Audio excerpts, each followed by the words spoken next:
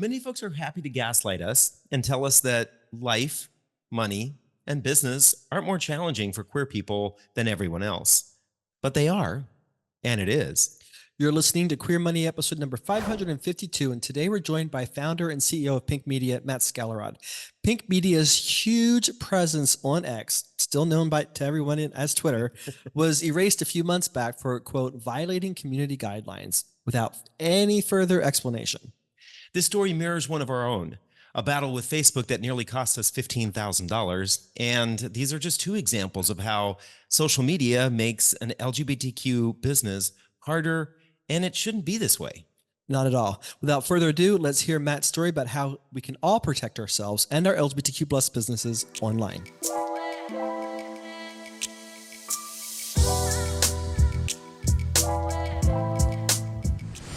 Capital One Auto Navigator does more than just auto financing. We're here to help you find a car you love, too. Shop millions of cars from thousands of dealers nationwide. Research your favorite makes and models. Explore dealers near you and more. All on Auto Navigator. So welcome back to the podcast, Matt. We're excited to have you. I'm excited to be here with you guys. Yeah, I think I didn't look. I didn't do my homework. Shame on me, but I think you were like in the first year you were on our podcast. So that was like almost 9 years ago. Yeah, well, that's what we were just talking. And I remember the power of social media and the internet. We kind of knew of each other. We knew each other a bit, but then when I saw you at the NGOCC conference in Philadelphia, and you had this podcast space or room all set up, and I was like, "This is amazing." Number one, I get to meet you in the real world, and then of course you had me on the show then, so that was a great start. Yeah, exactly. Yeah, so we wanted to have you back on the show because dramatic event has overtaken your business recently, and we were as frustrated as we could really relate to it. We'll talk about that in a little bit because we had some similar frustrations with our business and Facebook specifically. So we want to dive into. Do you mind sharing with our audience a little bit about what the I Love brand does and how you use it to amplify your marketing efforts for your clients through Pink Media? Yeah, and fortunately, it was just a piece of the puzzle. So that's also why, as we're talking, it'll be easier to kind of talk about. It was the I Love Gay network and everything we'd built up and how it was just how it kind of fit into the big picture of what we did. But yeah, in general, just years ago, we started to see because we've created like I Love Gay social media profiles on everything: Facebook, Instagram, LinkedIn, and so forth. But we started to really see a pattern on Twitter, and I'll probably just call it Twitter, even though it's now X. Just it's simpler because that's what it was back then. And we started to see a pattern though, as far as when people were engaged with each other, when there was more of a human element to it, and not just people posting or talking about themselves and throwing things out there, but actually showing interest in others. We started to see that in that pattern that's when your engagement would go up. That's when your post impressions. That's when everything would just sort of escalate. And so what we ended up doing is creating a network of over 200 profiles that kind of spoke to different niches. We had like I Love Gay New York, I Love Gay LA, so everything was regional. And then we also had like I Love Gay Sports and Parents, and of course in our world that we cross over for I Love Gay Finance. And so each one of those would post content out there that was specific to its niche, and it would also only follow people that were specific to that. But then on top of it, we would engage with and share like other like the content you guys would post. We would share that with our network and so forth. And so what ends up happening is that once both parties start to engage with each other, everyone starts to elevate, which is kind of a part of the strategy you guys tapped into with us as well. Yeah. Yeah, it's interesting. So I think there's a lot of people don't understand that the changes that have happened since X sort of took over. Do you mind kind of changing what the transition was? I think we've maybe have all seen what Elon Musk has said and how he's acting these days, but I don't think many people understand the actual significant changes that took place on Twitter itself. Yeah, because it's unfortunate. I would always tout that even though there's always been a lot of screaming and noise on Twitter/X, that if for us, we didn't get distracted by it. So if a troll would post on one of our or comment on one of our posts, we would just ignore it. And the ignoring part really worked because if you're not engaged with them, no one in your network sees that stuff, and eventually they just sort of fade away. They go away because they're only interested if they can get you to engage with them. So everything that we saw was simple and clean, and it was always each one of the little niche groups kind of had a really good feed that the algorithm put out for us that we were able to pay attention to. And so, but over time, of course, since Elon purchased it, things have changed. And so, especially as we see now, there's just more and more opportunity where he's sort of, it's almost like a dial, and he's able to turn up the dial for his friends. It's really funny because this is the stuff that they said they were completely against. They turned up the dial for their friends and turned down the dial for folks they didn't like. And so, even during the last year, I would notice whenever we would post things that had a link to New York Times articles or Washington Post articles, the visibility that those got was about 25% of what any other post would get. They were Really? dialed way down. And so these sort of things have been going on for the last 2 years since he's purchased it. Wow. So So, yeah, interesting that you say that because I have when I'm on Twitter, that's kind of the impression that I've gotten. I don't know yeah. that it's necessarily become the what does he like to call it the marketplace where everybody can speak about what free Oh speech yeah. space. That's right. Yeah. Um, I don't think it's necessarily really that anymore. It just really feels like everybody else that kind of has an opinion similar to what I might have is no longer there, or I can't Yeah. find them. And the people who hate everything that I like seem to have the bigger megaphone. That's also it, is that a lot of over the last 2 years, a lot of LGBT organizations. This even started before Elon have been leaving, and for good reason. They would often cite the either the policies that Twitter had implemented internally as far as for against transgender people and so forth, or just some of the amplification of negativity. It was just getting noisier and noisier for some of these folks and these organizations. They were kind of being attacked more often, and so they made the decision to leave. I think even you guys may have finally made that same exact decision, We and did. We we did. stayed, but because we were still, the business model still worked extremely well, and the business model meant that when we had a client that wanted to do a promotion for New York, LA, or whatever it was, that we had these channels in place that had over 1 million followers in the whole network, and we had these channels in place that we were able to immediately get their message out there to the right people. And so usually there was a paid advertising component on top of it, but the fact that Mhm. we were able to get that out there organically slash free right away, it made a big difference for us, for as Right. part of our that, as I was saying at the beginning, the pieces of our puzzle for our business. Yeah. Nice. So, do you mind sharing then what? So you explained how you used to use these Yeah, I yeah. love gay brands on Twitter. What then happened? Was it Uh, in July or August? yeah, it was July 4th, 6:30 in the morning, because I just, everything's timestamped, but I got 200 some emails all the same exact moment that said, Wow. "You are suspended permanently." And I thought, at first I thought it was a spam thing that maybe, somebody wants me to click on something, but no, it was for real. And so we got shut down right after June. And so at first, once we wrapped our head around it, and even tried to get some of our profiles back by appealing and going through their process, we realized that's not going to happen. And we started looking at it, and and so then I was trying to figure out, why did this happen, especially now. But we it was right after Pride Month. We were very visible with there was a USA Today article that interviewed us at the beginning of the month that talked about, well, we talked about kind of how brands were pulling back from visibility during Pride this year, and that it kind of stemmed from what happened last year with Bud Light and Target.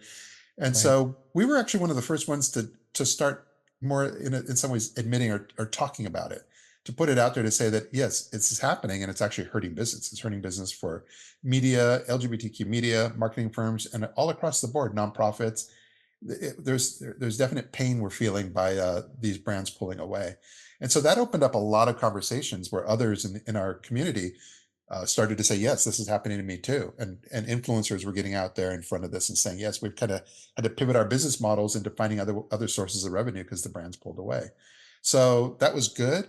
But then it also got on the attention of a variety of different right wing blogs as well, where they started pulling Mm. quotes from that and saying, hey, look, we're winning. And so somewhere in that, all that activity, I think we got on somebody's radar. And so because those conversations continued for the whole month, and then all of a sudden, bam, we just got shut down. And it wasn't just shut down by one account; it was all of our I Love Gay accounts. It was my personal account. It was all of our Pink Media accounts that we had just kind of tangentially for promoting travel and so forth, and even a few Twitter accounts that we had that we haven't even used in years. That just sort of, they were there early on, and we forgot about it. Wow. They pulled them all down at the exact same moment, which means that they were able to do their research in advance and figure out anything that we were associated with. And so Yeah. that's why it was kind of that's why we say it was very much an internal job against us. And Yeah, clearly there was research done to see how all these accounts were connected. Yeah. Were they all connected because you were the one who had established all those accounts? It was you who had the access to them? Yeah, and that's what I'm curious about is that how they would have like because for each one you have to log in into each one's got its own login, and some of the logins were with the I Love Gay email account, but then other ones were either with Pink Media or just even more secure, not secure, but they were less obvious, like LGBT brand voice or LGBT destination marketing and so forth. Each one of those, you'd have to do a little research to figure out was that even associated with us, and mm, um, and they even took out some of the folks that we had worked with, either currently or even over the last few years. Gay Desert Guide, that one got shut down. That wasn't us. That was just them. But we oh, had cross promoted a lot with each other. right. Um, Visit Britain had a LGBT profile called Gay Britain, and we haven't done anything with them since the 2020 and the pandemic started, and yet they got shut down the exact same moment in time with the same reason as well. Wow. Wow. What So was the reason that did they say? They did. That's the funny part. They said it's based on a user generator or user report, all of them, and then it said you are being you're being suspended for the reason of colon, and then there was blank. And then afterwards, it would say, if you're trying to, if you try to evade suspension, these are all the bad things that we're going to do to you. And it was this exact same email that, what was it? The white dudes for Harris in that account. They got that. I used that one because that got a lot of publicity notoriety because they got shut down the exact same way. The exact same Oh, email was received, and I know that because people were quoting from that same email the exact same part where the reason was blank, and it just went right into the suspension penalties afterwards. And so it's kind of wow. a form email that they send out for people that they seem to not like. right. Right. Right.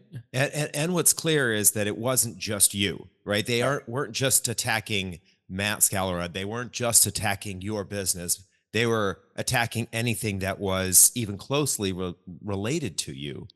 Yeah, unfortunately, not everything, but yeah, they just picked. It was we don't know the rationale for how they picked and chose as far as who they would shut down, but yes, it was us, everything associated with us, and a few of our friends. With no fees or minimums and no overdraft fees, banking with Capital One is the easiest decision in the history of decisions. That's banking reimagined. What's in your wallet? Terms apply. See CapitalOne.com/bank for details. Capital One, NA, member FDIC. Right. Yeah, So let's put this in dollars and cents terms. yeah, yeah, You do social media marketing for other brands, other influencers, and whatnot. You've helped us out in the past as well. So what kind of how does this affect your business model? How does this affect your ROI in the long run? yeah. Fortunately, and this may sound crazy, but it hasn't affected us financially at all, which Oh, is because it was, like I said, it was part of a puzzle, and so all that means is that we get clients through Twitter. So perhaps we're not getting as many clients now as we were, but we're still getting clients. So we can't always attribute which ones came to us from Twitter or LinkedIn or some of the different places we were making outreach in. But when we would get a client, it was a great way for us to automatically, like I said, promote them through, like, we had if it's for a book or for music, we had I Love Gay Music, we have I Love Gay Books. So it was a great channel for us to promote them immediately to a really good audience. So without having that, that just means that we're putting more of our emphasis towards the advertising portion of what we do. And we're actually recreating I Love Gay as more of a content, what we're calling it, a content marketing ad network. So instead of running things through our own channels, where we just were able to do that immediately, didn't have to pay anything for it. Now we're going to be running things through more of a network of other LGBT media, with editorial content, with videos, but then utilizing their social media networks. So, but we're still kind of financially, we'll probably still make about the same amount of revenue because we're going to be charging more because we're working with others as opposed to our own. The only thing that we'll do is it'll make it a little tougher for small businesses that had, like, say, under $1,000 in a month to spend. It's going to be much tougher for us to be able to have as much impact as we did before and really be able to give a small business like that much attention. yeah, Gotcha. gotcha. So there's the financial impact is that the smaller businesses who are just trying to get started are now not going to be able to maybe afford your services because your costs have gone up, Yeah. and you know obviously need to make revenue so you can keep your business running and paying your team.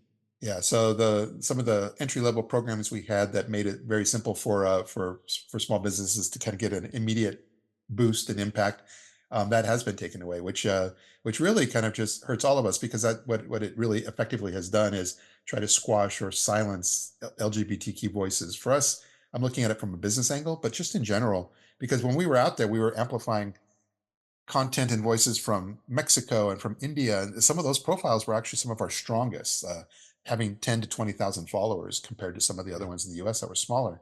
So we've been kind of removed from that equation that it's been made so that we no longer have an opportunity to take some of the posts from these other parts of the world, or just disenfranchised communities, even within our own community, including like when we had a profile dedicated to the transgender community. Those being all removed means that we cannot amplify and help get those voices pushed out there. Right. Wow. Interesting. That's so frustrating. And the reason we can commiserate with this experience is, for a period of time, we had a pretty decent paid Facebook ad strategy that was helping us grow our brand. Yeah. You know, we were paying money like everybody else and trying to utilize the services that many other people in the influencer space are using, or were using at the time. But you can probably articulate it better. But every now and then we would have an ad that would really catch wind, Yeah. and eventually somebody would come along and flag it as offensive content, even though there was nothing sexual there. It just happened to be LGBT. And of course, LGBT for a lot of people just means pedophilia and porn and all that kind Yeah. of stuff. So they flagged it Yeah. as inappropriate content. And then, of course, eventually you start to get the haters who are commenting on it. You know, once enough people start commenting on it, it starts to gravitate, capture all the people attention who kind of believe or think the same way, and they start piling on. All of a sudden you'd have these ads that you're paying a lot of money for, it has all this trolling on it, and you get flagged as inappropriate content. Eventually Facebook, how did they shut our account down, but not in the most judicious way. Well, the way in which we actually got shut down is that our ad account was hacked.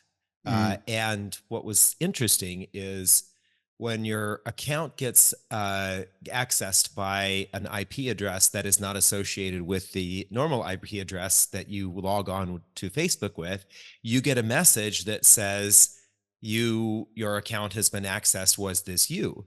Yeah. And I never got anything like that. I never received anything that said our account had been hacked, other than the message that came through that said, we're shutting your accounts down, Yeah. similar to you. So it took us a long time to finally dig through and figure out what had happened. And somebody had hacked into our account, used a credit card of ours that was associated with the account, and set up an ad that was offensive. Mm. We don't know how or why, but that ad went out to thousands of people. And because it went out to thousands of people, there were just tons of people who were reporting about how offensive it was. So our account was shut down. Wow. And we were told basically by Facebook, within 28 days, if this doesn't get overturned, we're going to delete your account altogether. So I begged and pleaded with them, and emails back and forth almost every single day for 28 days. And then it went down. Then our account went down. And when they did that, they also shut down. That was our Debt-Free Guys account on Facebook. When they did that, they also shut down our Queer Money podcast account on Instagram. And we're Wow. like, this is interesting, because that Yeah. one didn't post it. There was nothing there. So I started a new Instagram account. And after a couple of months, somebody from Instagram reached out and said, would you like to advertise with Instagram? And I said, well, let me tell you a story. Yeah. And I proceeded to tell them the story. And for whatever reason, this person who was listening to me went back and did all sorts of research and said that there's no reason why the Instagram account should have been shut down. Yeah. They got that account opened back up.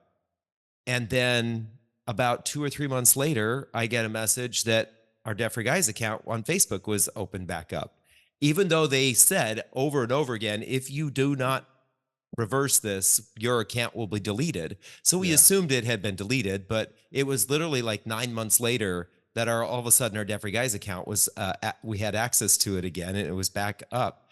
And we were just blown away that everything that Facebook tells you when they send you out all this information about why you have violated community guidelines, blah, blah, blah. Evidently, all that is a bunch of bullshit. Yeah.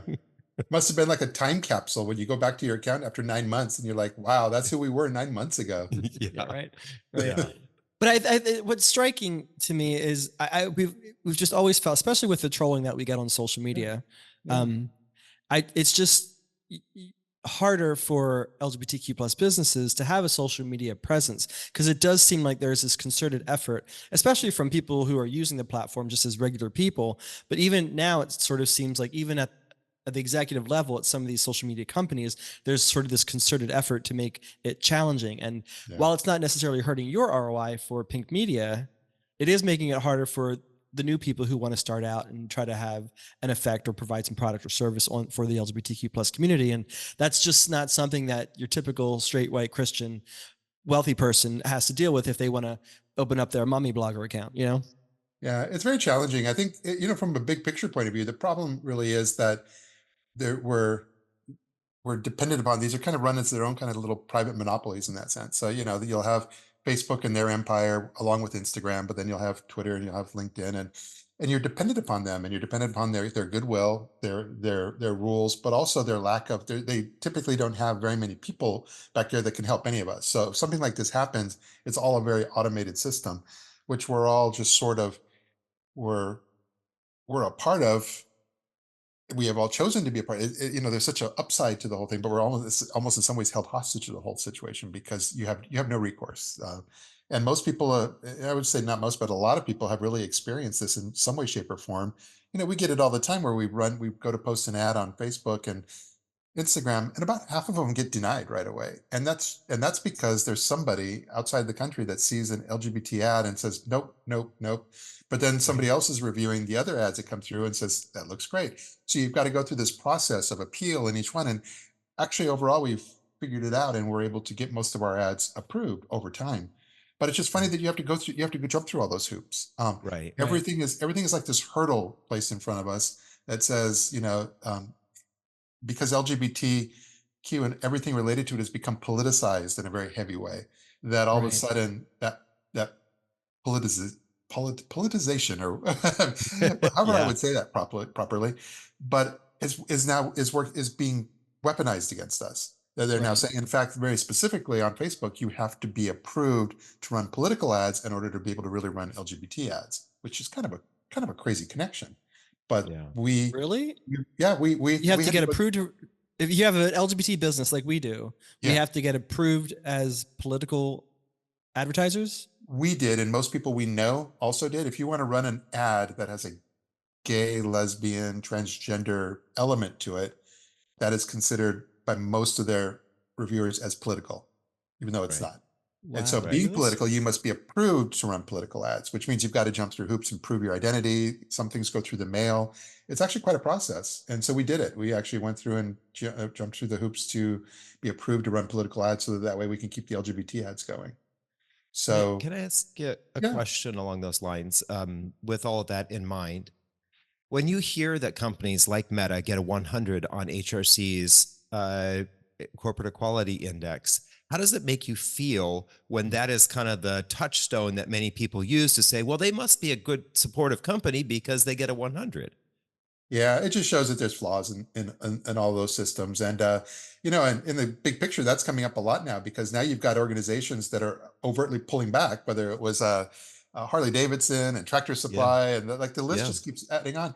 And their pullback is almost always that they're not going to participate in the HRC Corporate Equality Index anymore. That's like the main thing that keeps them attached to the LGBTQ community, and also is the most representative of their DEI when it comes to um, uh, LGBT. So it's very interesting to see how all that kind of plays together. Right. Yeah. I think it's interesting that just the very existence of an LGBT business, which tangentially means very existence of LGBT people, is political. And so we've Yeah, got to yeah, flag it as political.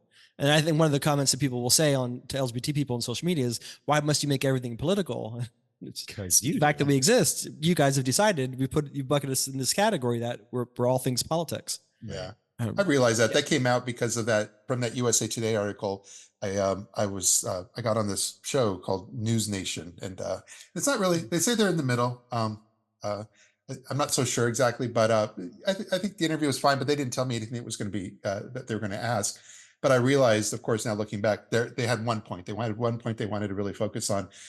Should business be in politics, or should businesses like Anheuser-Busch, Target, or especially Disney, should they be out of politics?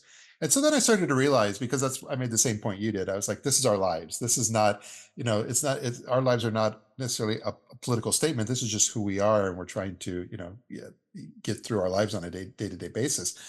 But what's interesting is that I realize, though, that we all have to acknowledge there is in the LGBTQ world, there is a component that HRC and Lambda Legal and so forth, when they're fighting for our rights, and they're fighting for same-sex marriage and so many other things, that has become the political component of LGBTQ.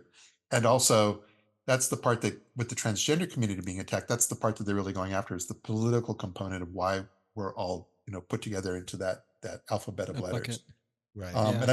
And I've come to learn that from talking to other right-wing people, that the other component of us, which is, just our day-to-day lives, what they're trying to tell us is, why don't you just focus on your day-to-day lives and stay out of the political spectrum, and not even support HRC and GLAD and some of those. And I think that's the part that we all have to be more cognizant of, and realize that it is important that those are there for us. But it's So also I, important I for people to realize that these are just our lives. I'm curious if those same people who are saying, do you need to be in, do businesses need to be in politics, are okay then with exposing all of the political donations that those companies make to Yeah. individuals who oftentimes are right there fighting against our rights. They are already political. We're just doing it where they can see it, and other people have to do a lot of digging to see it. Oh yeah. Or especially like in Florida with DeSantis, when he wanted to be president, run for president, he was forcing politics into business, and it was very overt, because then when Disney was pushing back, and I explained to folks that Disney had to push back a bit from a lot of the "don't say gay" things going on, because they have so many LGBTQ people that work for them. It's very much an HR issue as well, and that was really coming up from the HR internally. From that perspective, they're saying, "Hey, are you said you're with us, and you're focusing on a positive score of 100 on your HRC corporate equality index, and yet this is going on and you're not saying anything." And so, Right. Disney gets kind of caught in that position. But when Florida, fought back and put their people into governing parts of Disney, isn't that politics, bad politics, forcing itself onto Right. business? So it's really funny how the perspective, and that perspective specifically, that just sort of gets whitewashed as they're trying to like push through an agenda that is very sad right now. Right. It's not political when we do it. It's political Yeah. when you do Yeah. it. That's how that goes. But that's why, your story really resonated with us, because we had our own little experience with that. And it's, Yeah. to us, it was just another example of how it is harder for LGBTQ plus people to start a business. And we often advocate for our listeners and viewers to any degree, whether it's small or big, to try to start your own business, simply because you cannot, for most people, you can't become wealthy living on a W-2 income anymore. This Yeah. is not the way the system has evolved. And so you need to have some sort of, whatever you want to call it, a side hustle, a part-time job, or whatever of your own, ideally, that you can generate money from, then maybe at some point sell down the road when Yeah. you want to retire. But now this just makes it a little bit harder, because social media, at least way back in the day, was a great way to grow a platform, really get a lot of attention, and start to be able to monetize your business. And now Yeah. this just makes it all the harder for everybody. Much harder. Even TikTok was a difficult. We don't spend any money on TikTok because we ran an ad, and then it got approved, and had some money towards it, and then it got disapproved like within a minute, and we said, okay. And then they said, we deemed that the ad was, they don't even use the word offensive, but basically, as they have an issue with some sort of gay content, and Hmm. they shut it down, and they said, you'll be reimbursed for the amount of money you spent. That never happened. But then I said, okay, let's try another one. And so a few minutes later, we tried a different ad, different thing, and of course, nothing was offensive at all. It was just some sort of LGBT ad we were creating for a client. Ran that, put some money towards it. Same thing. Within a minute, it was removed from online. But the sad part was is that both times they said your money will be reimbursed, and that never happened. And I was at TikTok a few months ago, and I tried to actually bring this up with them, not so much to get my money back, or even, it was more like, I tried to explain to them because it was all sales oriented. And I tried to explain, I've had some bad experiences early on, but I'm sure things are better now. But it'd be great to work with somebody internally where we can try to get past some of that. And they were very dismissive and they just simply like, nope, you just have to use that portal that we put together. And basically they also realized I wasn't talking about a $10,000 loss. So they just didn't really want to talk to me. And Right. so that's unfortunate. We deal with all these things, whether it's, TikTok and, and all of them where they're so large, they have such a small staff that deals with these things that we all kind of get lost in their Mhm. policy shuffle. And so in the policies that they put together, there's just these very random people that are approving or disapproving things anywhere around the world. And we are we are we're dependent upon them as and in a very negative way. And so Right. that's kind of what we're going to have to deal with until they figure out how to make things better. With that in mind, for folks, for those of you who aren't actually involved in or understand this kind of discussion that we're having, a lot of small businesses will turn to social media as a way to promote their business. Hmm. And sometimes when we do that, we actually will engage with those companies and pay for ads. That's why you have seen ads placed for Queer Money. You have seen ads for by the businesses that Matt runs, and there are lots of LGBT folks who have done that. But it seems like the social media organizations or the individuals within those organizations are either overtly or mistakenly suppressing our voices. Yeah. Do you think that there's a way in which we as a community can do a better job advocating for businesses on social media, for local, Mm, for ones that we know or when we see them? What yeah. can we do? The LGBT businesses. Yeah.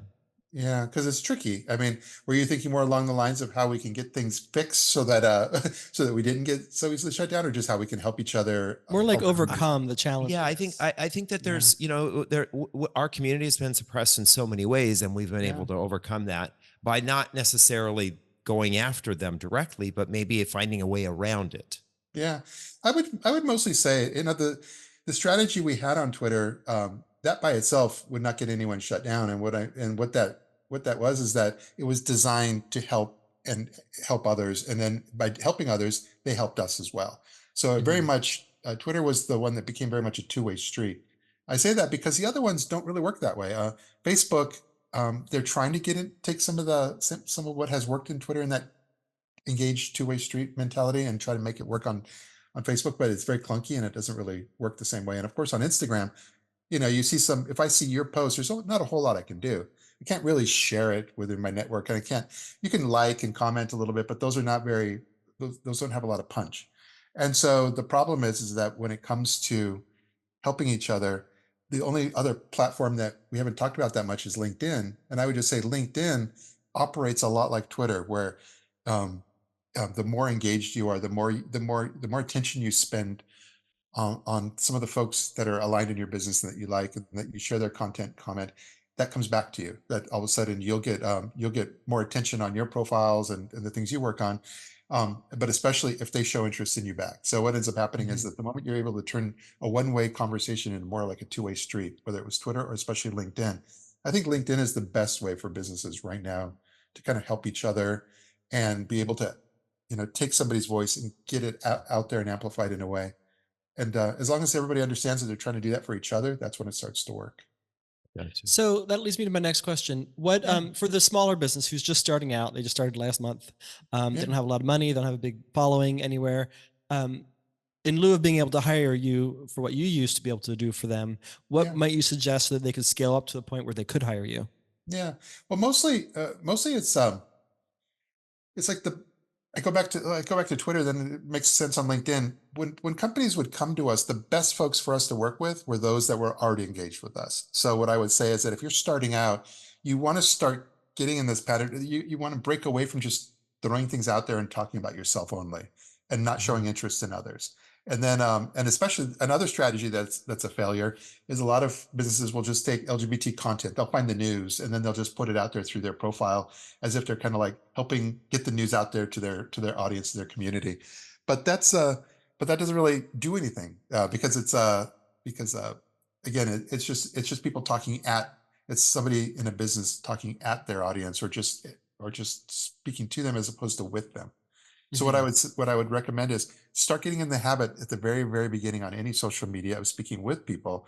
Um, and and what you're going to be doing is encouraging them to share and like and comment back. But especially then on LinkedIn, you'll be able to start building a stronger audience. Those ones that were engaged in that way, when they came to us and said, hey, we want to be able to kind of do something more, Hmm. they were perfectly aligned, as Oh, opposed to somebody who gotcha. came to us very randomly, just kind of Googled and found us. Those ones didn't work as well because they were so much more out there. Mhm. Gotcha. And so for LinkedIn specifically, would you suggest this for the brand profile or the people who are part of the business, their personal profile? That's always, it's always evolving over time. So, it's the algorithm rules keep changing. When we started, the brand profile meant almost nothing. So I put all my emphasis on the personal profile and built that up over time. But I'm watching others with that kind of started their brand profiles later along in the game, and they're doing pretty well with those. So it's just tricky because it's more labor intensive when you're Yeah. posting and commenting. You've got to keep switching back and forth between the personas, and but it seems like it might be worth the extra a little bit of time to put in to be able to change your persona to the brand, post something, like, comment, share, do some engaging, and then go back to your personal one. I have a feeling the personal is probably still stronger on LinkedIn. David would argue that I change my persona by the hour.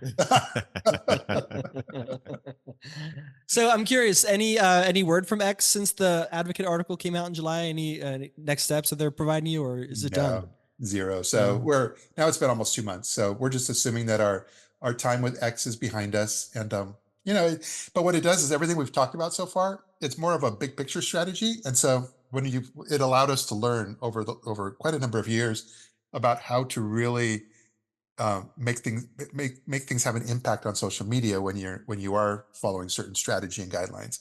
And so, the future of we always know things are evolving when it comes to the technology. So we'll have to see where all that goes, and So because we'll be able actually, to this just came someday to me. apply it. Yeah. We've been saying for years that email list is gold Oh because yeah. Yeah. that's what something that you own. And we've also thought that like you're having a website or a blog is like silver. Yeah. Um, and that's maybe become a little bit less and less value over the years as social media has become the platform where people can pretty much become celebrities overnight. Um, do you think there might be a migration back to people having their own blogs now? Because social media for some people have become um, challenging. Maybe, but to get attention on the blog, social media is what's going to drive the traffic to the blog. So, um, I look at a website as like a hub, an important component, again, a piece of the puzzle of a business, but a hub where people can go to and they could learn about you. And so, on our own level, I would say on a personal level, but for our business, we've actually been reducing the amount of content we have on our website and just trying to the whole web. We used to have a lot more stuff on a variety of websites, and we're bringing that down, down, down, smaller because it's less important. It's more of just you just need the most important piece of information there, Mhm. because social media is where they're paying the most attention to you at, and of course, search is when they don't know who you are, but they're thinking queer finance, queer money, whatever that is. They're thinking of a topic, so it's a much more proactive thing. So as long as you're covering yourself in some of those bases, um, I think each one of those touch points are important. A Right. blog is just a blog, whether it's video or written word or a podcast. That's just a great way for folks to be able to kind of keep more of a story form information out in front of the audience, which I think is a is a very important piece. Gotcha. Nice. Right on. Yeah. So Yeah. oh, good. Any thoughts of trying to replicate what you did on Twitter over on Threads? Yeah. No, it Nope. was that too Been there, quick? done that. No, no, it's not that. It's that Twitter, most people wouldn't really know how that Twitter was engineered or designed in such a way that really it had a lot of power that they haven't really translated over into Threads yet. As the power of that two-way engagement. Um, when you're posting on Threads and you don't really get a sense that the more people that are engaged with you, that you're going to be able to have a stronger audience and that it's working as a two-way street. I think it's a great start, and but you also can't manage a lot of profiles that way either. With Twitter, we were actually able to manage through a single device all of our profiles and kind of share things back and forth. Mm, And Nice. I don't even know if any other platform would ever allow that, or yeah, allow somebody to create kind of a network like that in the future. Gotcha. But don't you think that's crazy? Because that was really the power behind Twitter. That's what made it unique, and why like you could talk to the president of the United States if you wanted to indirectly, right? Yeah. No other platform provides that. Yeah. I mean, there's a reason why we don't, it's a negative, but there's a reason why Trump ran the country for 4 years on Twitter. It's the only platform that actually allowed that. And and, privately, maybe that's why Elon Musk, acquired it. Maybe he understood, he's smart enough, I would think, to understand the power that exists in there, but it's not a power that everybody really sees on the surface. So when people see threads and say, oh, it's better, it's nicer, but they don't realize the power that was built in that allowed content to be able to be, not just go viral or mini viral, but just to really allow things to amplify in a way that you just can't do on any of the other platforms. It was a smart platform. Somebody was very smart when they programmed that. Not Jack even Truth Dorsey. Social. No, I was going to create an account on True Social just for fun, and my husband advised me not to, and said that just probably wouldn't be a good idea. They'll find out where we live, become unsafe. That's exactly what he said. Exactly. So, all right. So, a question we've been asking all of our guests for the last several months, just because the tenor up until maybe like a month ago, for a lot of our audience has been a little bit depressed, but we'll Yeah. continue it through the election, at least anyway. Is related or unrelated to what we've talked about today? What has you feeling good? Oh, I'm an optimist, so I have hope that, especially because everything now is geared up towards where, finding out which direction our country is going to choose to go in November. And I have hope that we will make the right choices, not just for president, but across the board, so that I'm feeling hopeful that in 2025, even a lot of the things that we've had to talk about here, that we might be on a different path to be able to make things better next year. And so I'm crossing my Absolutely. fingers and hopeful, but only, time will tell. Love that. Thank you. Love that. Yes. And how can our listeners connect with you, and viewers connect with you and all things Pink Media? Yeah, we keep it simple. Either pinkmedia.lgbt as a website, or all of our social media is Pink Media LGBT. So yeah, and from any of those, they should be able to reach us and find out more about what we're up to. Awesome. Well, thank you so much, Matt, for coming back. We appreciate having you. Thanks for having me. The mission of Queer Money is to financially empower the LGBTQ plus community. Join us in thanking Capital One for supporting that mission. Thank you, Matt, for a great interview. And we're sorry that you had to deal with Elon's crap, which we know is not over. To you, our viewers and listeners, thank you again for joining us for the episode. Make sure you get this week's newsletter so you can get this week's Queer Money takeaway and resources that are mentioned in the show. Thank you. Have a great week. And remember, stay Stay fabulous. fabulous.